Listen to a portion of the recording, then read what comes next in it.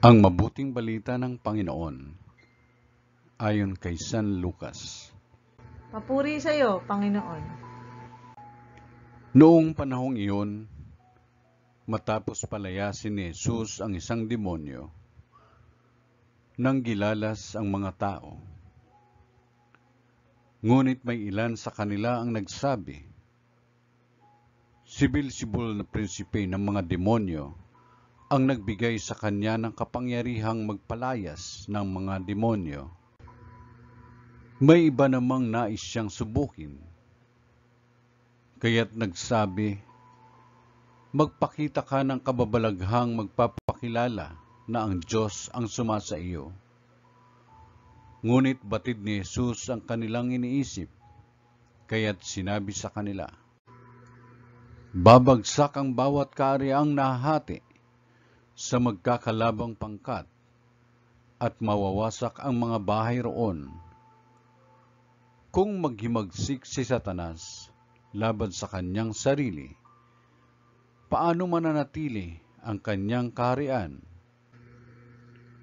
Sinasabi ninyong nagpapalayas ako ng mga demonyo sapagkat binigyan ako ni Beelzebul ng kapangyarihang ito.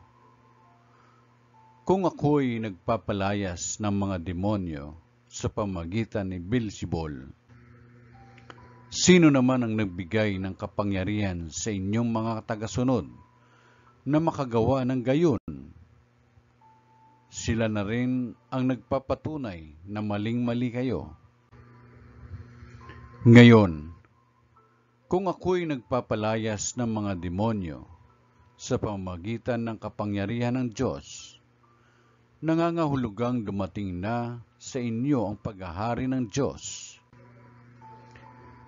Kapag ang isang taong malakas at nasasandatahan ay nagbabantay sa kanyang bahay, malayo sa panganib ang kanyang ari-arian.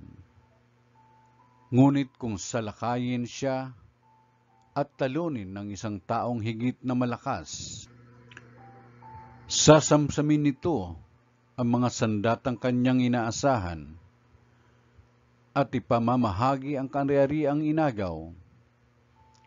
Ang hindi panig sa akin ay laban sa akin, at nagkakalat ang hindi tumutulong sa aking mag-ipon. Kapag lumabas na mula sa tao ang isang masamang espiritu, ito'y gumagala sa mga tigang na lugar at naghahanap ng mapagpapahingahan.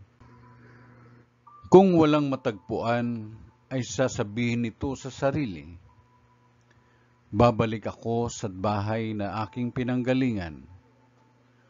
Pagbabalik ay matatagpuan niyang malinis na ang bahay at maayos.